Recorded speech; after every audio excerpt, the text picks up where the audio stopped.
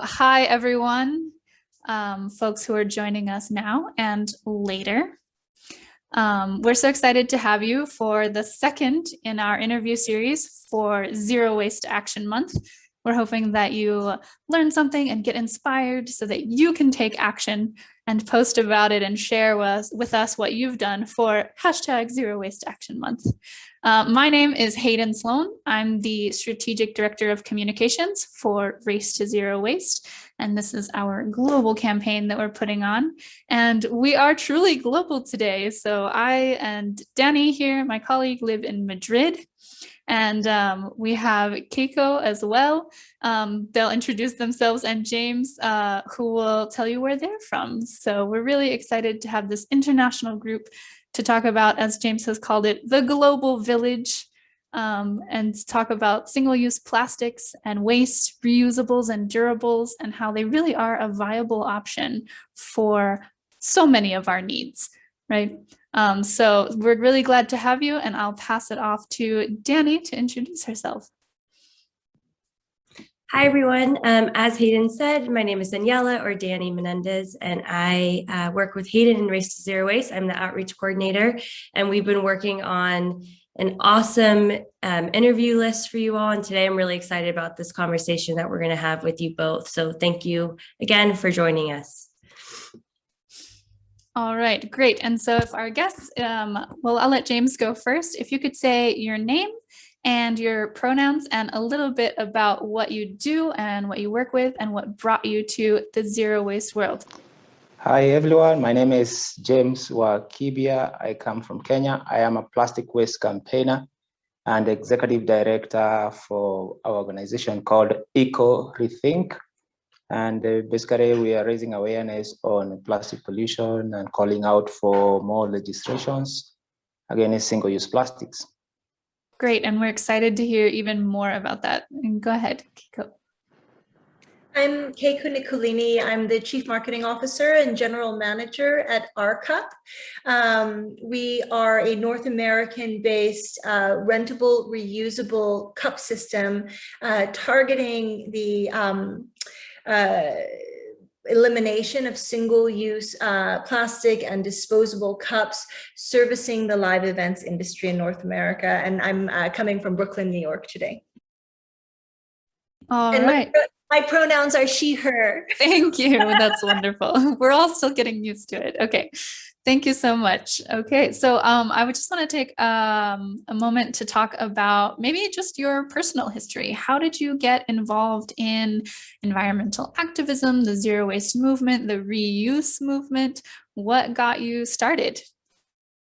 Keiko, do you want to go first? Sure, I'd be happy to. You know, I spent the first part of my career working in wineries, primarily in Northern California and then abroad in Europe. Because it's an agricultural product and because of the really spectacular individuals I had the opportunity to work with, it became abundantly clear to me that there is an inherent tie between how the land was being treated and the quality of wines that were being produced. And from there, I just became very, very fascinated and committed to ensuring stewardship to the land wherever I worked. I eventually went on to help launch a shatterproof plastic wine glass and made not only recycling but reuse the primary messaging of the marketing and use of the cup. That cup was called Govino. And then from there, I met my colleague, Michael Martin. Michael is the founder of r.Cup, and he's spent over 30 years working really at the intersection of sustainability, climate, and social action and business solutions. And it was his experience in Europe, actually on tour as the sustainability consultant to the band U2, where he first came upon these large scale reuse cup systems abroad and said, oh, we need to deliver this to North America. And that was the inception of r.Cup. And here we are fighting the good fight around reuse, the implementation of reuse at large scale, and really supporting the coalitions needed to educate, campaign, and frankly legislate to implement these systems. There's so many great things in that. And I love your word stewardship. I think that's so important for all of us when we're thinking about not just plastics or the land, but also all of our resources, right? We have to be taking care of these things. And that's the whole foundation of sustainable development, of course, but it even comes from before that, with Indigenous folks have an ethic of stewardship as well. Many groups do. I also wanted to touch on the fact that your colleague got inspired by some things that he saw in Europe, right? You said Europe? Yeah, so I think it's just another example of how sharing between communities, between continents helps everyone. We can take those ideas, get inspired, and bring it to where we live. James, I'll pass it off to you. Can you give us a little bit of your history? So interestingly, my activism started in a very weird way, because it started because of anger. I was angered by what I saw. I felt that our environment was so much polluted. There were lots of plastics and other solid waste in the environment. And I felt really it was, upon me to speak out and demand for change. And I think that is what I did. Beginning from around 2013, I saw so much waste across the road where I was. Whenever I was going home or going to town, I would see so much solid waste on the roads, and really that compelled me to start talking about it. And yeah, I became an activist and an environmental activist for that. And later I would talk more on the issues of plastic pollution. Lobby for policy change. I wrote lots of petitions, and those petitions, led to something. Today Kenya is much better because of the ban on plastic bags that came in 2017, partly because of my campaigns. And also now we are also talking about plastic bottles and other kinds of plastic waste that are ending up in the environment, especially single-use plastics like straws, plastic bags, because they're still available, and other. There's so many kinds of plastics that are getting into the environment, which shouldn't be the case. Yeah, that's definitely true. And you and Keiko both have touched on the idea of legislation, which is so important. We see that with James's efforts here, with petitions and campaigns, they, with the help of that, achieved a plastic bag ban in Kenya. And that's something that we hope our listeners, our audience here, that you will do for Zero Waste Action Month. It's not just about reducing what we use as individuals, but it's also about advocating for better systems, which is what we want to talk about. And speaking of systems, let's talk about reuse systems. So Keiko works for r.Cup, which is a wonderful program to help promote reuse at events. And I would love for her to tell us a little more about how those programs work and how things got started and what impact you've seen. Sure. So we started in 2017 and we were able to gain the support and advocacy of U2. And so we launched to market, going on tour, the Joshua Tree Tour with U2. And what that meant was not only working with the stadiums and arenas and the concessionaires that service each of their tour stops, but also working with the artists to understand the crisis behind plastic and disposables, and how we could, frankly, work within their platform to educate and communicate around the need to change our consumer behaviors and to change our infrastructure and systems and find solutions to one-way, throwaway, disposable consumer behaviors. So our approach has always begun with communication, education, and campaign, which I think is something that we have in common with James. And then from there, we have a logistical component, inventory component. So the name of the game for reuse at large scale and in what we call a closed environment, right? Like a stadium, arena, airport, campus, shopping mall, where there's a boundary, an entrance and exit, is really to motivate everybody to embrace our mission to eliminate single-use waste and return their cup. Return. Because if we put our cups out into the world and they don't come back, we're not really creating the impact that we are wanting to. So we begin with educating all of the teams at a venue, the security team, the concessions team, the servers, the waste management, the marketing team, so that they can effectively communicate about our ambitions and our mission, sustainability. So that's where we begin. Anybody who interacts with a cup or a guest, we want to touch them and make sure they understand what we're doing, how it works, why it's important, and get them on board to incentivize the return of the cup. From there, we deliver inventory of washed, clean, sanitized, reusable cups and outfit every bar and concession stand throughout a venue.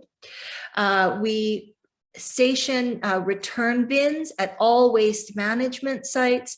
We have a team that is deployed to help educate and help, again, motivate and incentivize the return of the cup to the bin. And then from there, we pick up all of the cups that have been used and take them off-site to what are our wash hubs, where we wash them, sanitize them, and then restock them to implement and deploy again. And then finally, we work with the artists or the venues to understand the impact of the program. And so we generate an environmental impact report offering the units deferred from landfill and how this equates in measures of water, energy, oil use, and emissions. I have a follow-up question for you. That's really amazing that you do that. Do you also offer a deposit system for consumers or customers who are going in and using those cups at the event? Sure. So we have the ability to implement either a deposit model or what we call a no deposit model. And the fact of the matter is that different models are appropriate in different places. One of the challenges that I find, and one of the motivations, not the only motivation, but one is frankly issues of equity related to requiring a deposit from all guests, right? And so we have worked within our own model to drive down costs, drive down our operating costs, our cost of goods on materials and cups, so that we can come in at a competitive price, not quite the same as disposables and single-use plastic, which is so egregiously subsidized, frankly, if I'm being honest. So it's not an even playing field from a business model or pricing standpoint, but we've worked as hard as we can and continue to strive to compete at a price point with disposables so that we can alleviate both the operational obstacles and the equity obstacles that arrive with the deposit model. That being said, there are certain circumstances where it's appropriate, where there are sponsors or other components. And so from a technological and operational standpoint, we have the ability to execute this model. However, our preference is to execute at a no deposit model. We, over the course of the pandemic, developed the tech platform and system for an open environment to go foodware program called r.Ware, and the technology behind that is r.Turn. This too was positioned as a no deposit model so that there was no imposition on any restaurant guest or consumer around accessing our reuse systems. So it really is based off the education then of the people who are using it, which is great because you're educating and bringing people into the movement, which is awesome. Yeah, what we've discovered is that if people have information, most of the time they want to do the right thing. And if they understand why we're asking a certain behavior, then they're happy to participate. That's what we have found, and that's what we believe. And so communication, to James's point, and campaign is a vital piece in mobilizing towards these greater solutions. I think your communication here too has been really important, because I hear a lot of things about reusables and how difficult they are to use, or reverse logistics, like getting the reusables back and sanitizing things. Like, it seems like instead of doing difficult things or trying to figure out solutions to difficult things, we kind of write them off like, oh, it's hard. Single use is just easier and more convenient. And so we'll just do that, even though we're causing this environmental degradation. And I think the example of r.Cup is at least one great solution to, as you said, a closed environment. And hopefully it's something that we can continue working on, or that you all can continue working on, to expand into more open environments. James, I'll pass it off to you. Would you like to respond to Keiko, or explain a little bit about maybe if you've seen reusables where you are? I think it's a very interesting the idea of reusable cup, or like a deposit and return. I think, and that is what we are calling for here in Kenya, having a deposit and return system where plastic bottles are returned to where they are picked, and people can make a living out of it. And that will also promote a lot of what we call circular economy, because right now, these plastic bottles really have no value. You know, a whole kilo of plastic bottles, mostly about 500 ml, goes for about 5 shillings, which is so little. I can't even compare it to how much, maybe like a few cents of a dollar. So little. But if we had a working deposit and return scheme, individual bottles will have a value on its own, and most people will return the bottles for their deposit. And those who wouldn't want to return the bottles and they throw them away in the environment, there will be people, the waste pickers, will pick them and make a decent earning from them. So really what we're pushing for is deposit and return schemes for plastic bottles, especially PET, which is very workable. It has happened with glass bottles. We see Coca-Cola bottles, you know, being retired, and you get your deposit back. So I don't understand why it wouldn't be possible for plastic bottles. I think the other issue we have had is the issue of, you know, the government's not investing so much in the infrastructure for solid waste management, because it is single-use plastics, and plastic pollution is a result of bad solid waste management. You know, you have plastics getting into the environment. But if we had a lot of good investment in solid waste management, most of these plastics wouldn't end up in the environment, but they would end up in a recycling company, and mostly they would be recycled. Yeah, I mean, James, we see a lot of those similar successes in, you know, obviously in the United States, state by state, there is different legislation. So overall, we see an increased success in recycling in the states where we have what we call a bottle bill, right? Where there's some deposit system associated with this consumer good. And, you know, I think for what we're seeing here is a few things. Number one, to put a value on what is perceived as garbage is extremely important, no matter how we do it, whether it's an educational or an intellectual value or a financial value. I think in a closed environment like a football stadium, the economics involved in picking are really different than in a town or city, right? There isn't the time, there isn't the staff to go in and pick. A big challenge that we see is infrastructure in the United States. There is an overwhelming lack of infrastructure to actually process what is collected. And but we are also seeing some similar forward movement, especially around, obviously the post-consumer market for PET plastic, also polypropylene plastic. And so it's becoming a balance of putting a value on garbage, making sure that it is adequately processed, and working with materials where there is actually a viable market to work with these materials in their end of life. Big challenge is so many of the materials that we find in our food and consumer packaging are not able to be recycled within our local municipalities.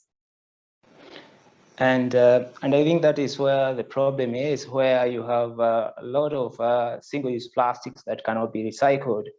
And what America is doing, possibly you do not know, is it's shipping that kind of plastic to global south, to countries like Malaysia, Philippines, and even it had in such intentions of bringing such garbage to Kenya. We had a leaked letter last year from American Chemistry Council, asking its government to talk with our government in a trade talk, to lessen the strictness of either our bans or to accept plastic waste trade.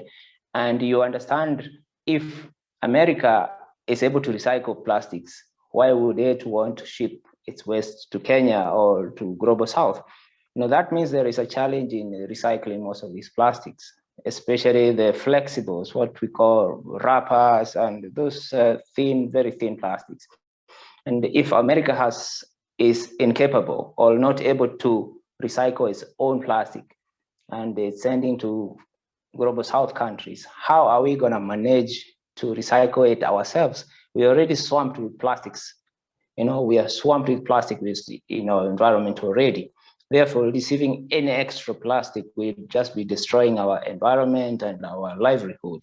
So really, I think it is quite unfair for America and the global north countries to find or to look for grounds to throw their garbage, the plastic garbage. Really, that is not what we want. We want industries to design their products in a far much better way. We want industry to design their products to have less or zero environmental impact, so that these products do not end up destroying the environment. And it's possible. This is not rocket science, but they want to still stick to their thin plastics, so that they are not held responsible, so that they continue making their profits. And this is things that we need to stop them and ask them to go back on the drawing board and look for sustainable solutions for a sustainable environment. I agree. And while at the same time educating consumers so that they can begin to proactively change their behaviors and implement systems that don't require so much disposable waste. I 100% agree, James. Yeah, James, I was just going to follow up. I think this is where you and I maybe become similar, because I get angry over this issue all the time. So angry when I hear about what America's doing, shipping all of our plastics off to the global south and other developing countries that just do not have the infrastructure for it. And I think it just brings it back to this whole conversation that we're having here about why reusables are so important and why education is so important, and why we really need to push, especially here in the United States, the people who are living in the United States or who vote in American politics. vote for the legislation that, for instance, what California just did, passed 6 circular economy bills. That's amazing, right? So that's a huge step forward in reducing the amount of plastic waste that we could potentially be shipping to other nations, and just promoting reusables locally. So James, that just really hit home. I'm really happy you brought that up, because it's an issue that everyone needs to be educated on.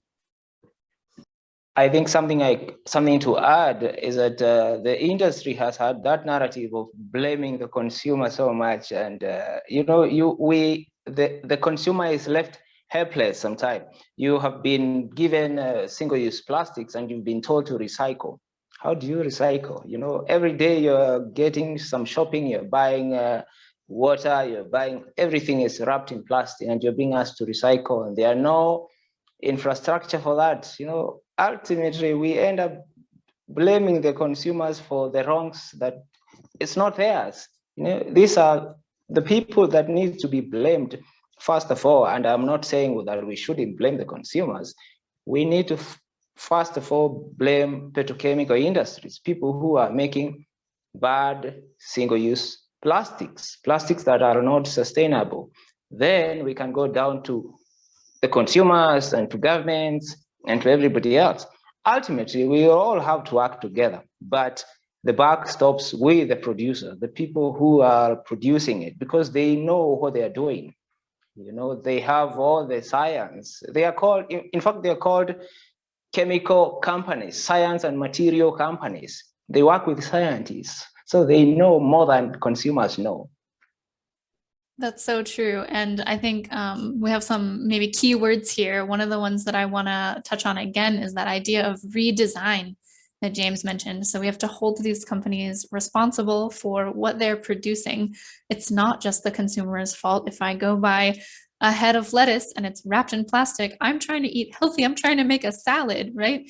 We see maybe a lot of complaints about, well, just say no, just don't buy it. That's fine if you're maybe talking about a bag of chips, but I can say no to a bag of chips, but how do I say no to fruit or vegetables when it's all covered in plastic? So luckily we've had some initiatives here in the EU as well to reduce that plastic packaging on fruits and vegetables. So that's going to be a great thing to see as that gets reduced in the future. And I have a vegetable shop downstairs where I can get the majority of my stuff plastic free, but I still have to buy lettuce wrapped in plastic, unfortunately. What am I going to do? Stop eating salads? Stop eating nutritionally? And I don't think that's a good option either. So it's definitely something that we just need to make these people understand they're at the top where the buck stops, as James says. That's where we need to hold people responsible, which is part of where campaigning and advocacy comes into play. That's all I have to say on that one. Did anyone else want to add anything?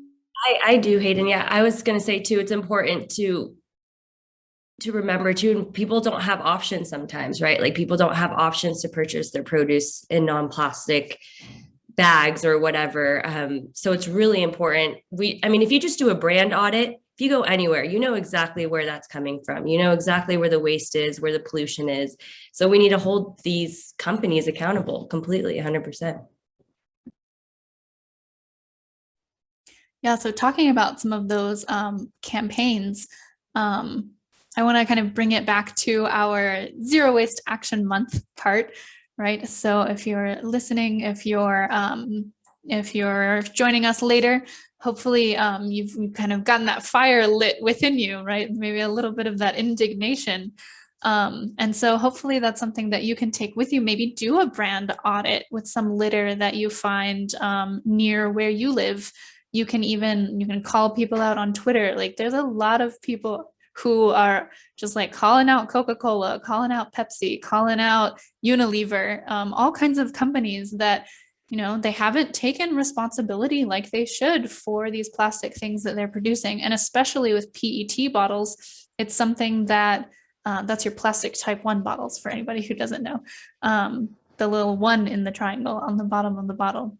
Ones and twos are the most easily recycled, even though they are downcycled through the system, which is maybe another thing to address. but at least advocating for those kind of maybe deposit return schemes or reusables instead, at least in places where it's easily implemented. And we've seen with r.Cup that it is in fact implementable, and it's pretty competitive with single-use plastics. So hopefully those of you listening out there can take action as well, which is what we want to do for Zero Waste Action Month. So I'll jump to another question here that we have. I wanted to sure. add something. You mentioned about brand audits, and in fact, we had a brand audit last month during World Cleanup Day. And in my hometown, Nakuru, the results were published today by the data company.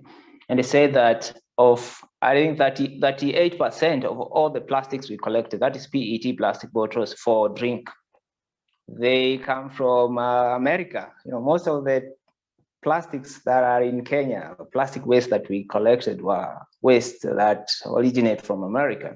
And 44%, of that was from Coca-Cola. You have Fanta, you have Coca-Cola, the drink, you have Crest and Sprite.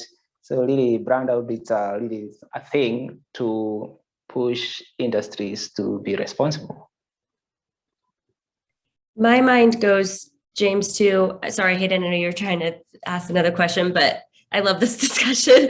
And my mind really just goes to how can people from your community in Kenya and people from America, say me or whoever, work together. So, because these are American companies. So it's how do we branch out and work together to hold these companies accountable so that we are trying to put a stop to that, right? Because the conversation is great. I mean, I love this conversation, but it's what are the tangible steps next that we can push to really hold these companies accountable? And that's sort of just an open-ended question, but feel free to answer it as well.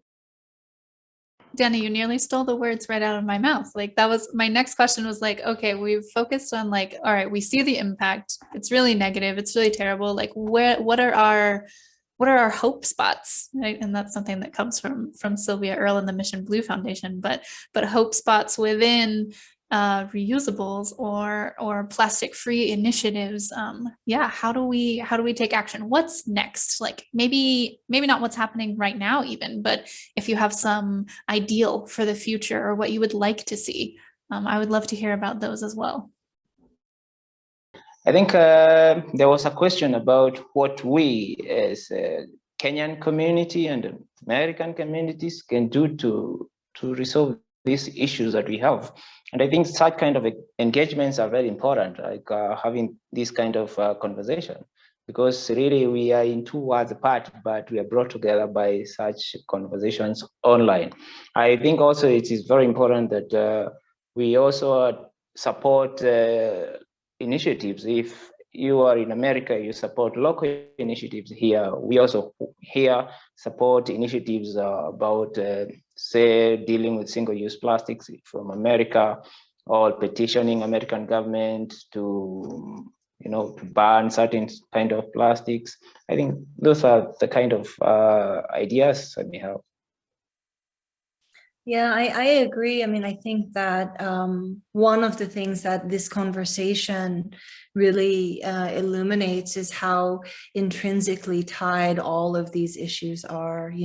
If we could solve in the US our domestic infrastructure problem with recycling, what would be the global impact of that?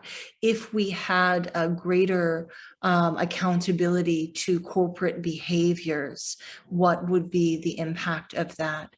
If we had more reasonable, affordable solutions, systemic solutions for reuse, as an example, if reusables were offered some of the subsidies and financial benefits that our corporate counterparts are realizing, what would be the impact of that? And so, in sustainability, I always say there's no silver bullet to sustainability. The issues are multifaceted and complex, but we are absolutely intrinsically tied.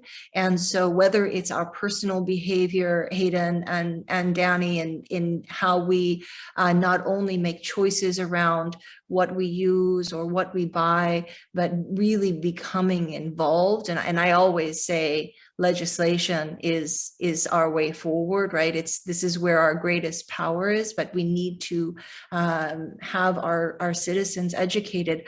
Again, what would be the more broad and expansive and global impact in really becoming engaged and solving our problems. It's entirely unfair that we're shipping our trash away and to communities that have no better ability to process than we do. It's absolutely unacceptable. But there are so many ways that we can become involved, again, through our personal choices and how we engage in our legislative systems.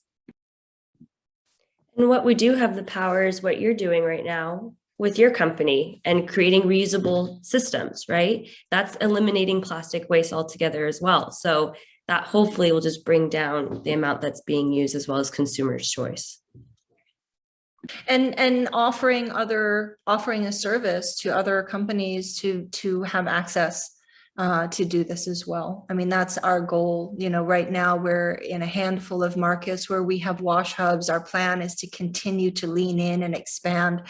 And, you know, we focus on the cup and we focus on live events because it's a very common type of disposable. You know, we know that if we can solve for just this one thing, the impact is really great. I mean, very conservatively, over 4 billion single-use cups are used just in live events, just in the US per year, right? So if we can solve just for this, we can really move the needle. And then if we have the infrastructure for this, we can expand the application of that infrastructure more broadly. And so, you know, during the COVID shutdown of live events in the US, we leaned in and applied our reuse systems to go foodware because this was an industry that was still very active and that was really, again, generating a large amount of waste. But we had some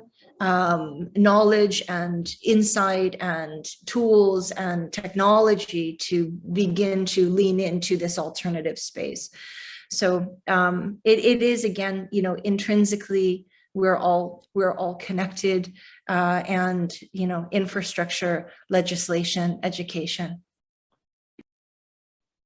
I think those ideas of starting small are really good. Small, there's billions of cups per year. That's not exactly small, but maybe in some environmentalist circles, it might seem like, well, it's just a straw. This is the low-hanging fruit. Like, why are we even focusing on this when there are bigger issues at hand? But if we can get maybe straws reduced, right, with them available for those who really need them, who, you know, for accessibility things like, but if we can get them automatically or not automatically put into our drinks, then that's a step forward. If we can get a plastic bag ban passed, then that's one step forward. And so with each one, like you said, we're moving the needle a little bit to reduce and to turn off the tap on plastic waste. And then maybe a whole other issue is if they're being replaced with something better or worse, or right, there's an environmental impact to everything that we do, but we know that reusables are definitely better than single use. So that's what I hope our audience takes away as well, that we'll that you'll start using reusables and really pay attention to what's single use in your life, and maybe something that you can eliminate by choice or advocate for its elimination. And we have 2 questions actually coming from the chat, Hayden, and I think it fits for both of our interviewers or interviewees. So the first one is, do you think with events, they can put rules in place to bring your own cups? Would that ever be possible? I think well, all things are possible. I wake up each day with the idea sometimes I have to remind myself all things are possible. There are some realities around liquor compliance. And also the contracts and riders around what they call projectiles that really create things that we need to solve for. So because in the United States, alcohol is a regulated substance, if we're at a concert and they're serving beer, there are some requirements in how that service is regulated. And then obviously, in order to keep people safe, there are some regulations around what you can and cannot bring into a facility. But I will say that I'm very excited at how some cities are becoming more proactive in promoting reuse. I met recently with the city of San Francisco and the Department of Environment there. They actually require that a certain percentage of cups or any article for service use is reusable in order to just get an event permit from the city. And so I think these kinds of opportunities where we can use regulation to our benefit is really a step in the right direction. Thank you. And then, James, I think this is a great question for you. What are some tips you have on getting through to those who unfortunately know what goes into single-use plastics, but still decide to choose convenience over sustainability?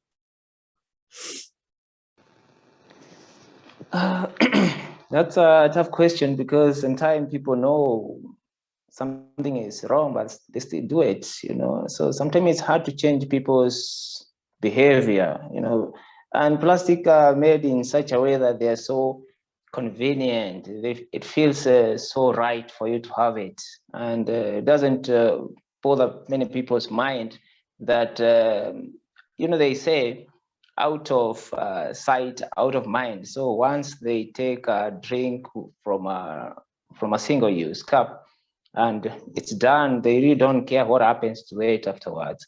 But I think the most important thing is education, creating public awareness, telling people the importance of using reusables, telling people the importance of protecting the environment, telling people not to litter, all that is very important. I think the key word is public awareness. People need to be informed to know that once they protect the environment, it is for their own benefit.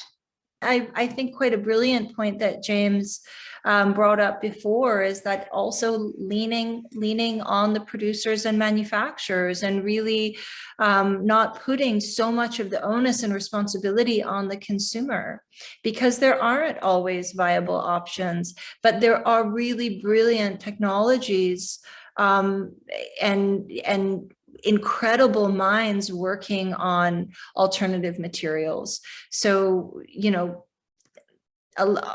I think it's quite common for a consumer to lean on the side of convenience. And so how do we go further up the food chain to solve for the issue? I think also show convenience is showing this is a hot topic, we all love it, but it's to also show how convenient reusables can be, right? How convenient what you just said, the alternative can be.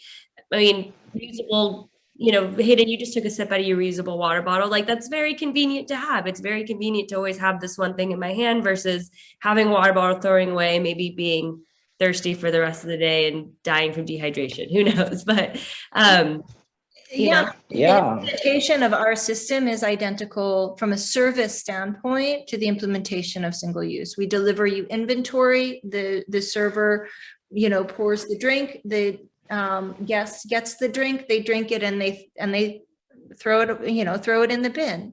So very focused on, again, making answering to convenience. I think in designing systems, one of the pillars of system design is that convenience is really king. And I feel we are moving in the right direction. Some time ago, these words, single use, they were not there. People are not talking about them.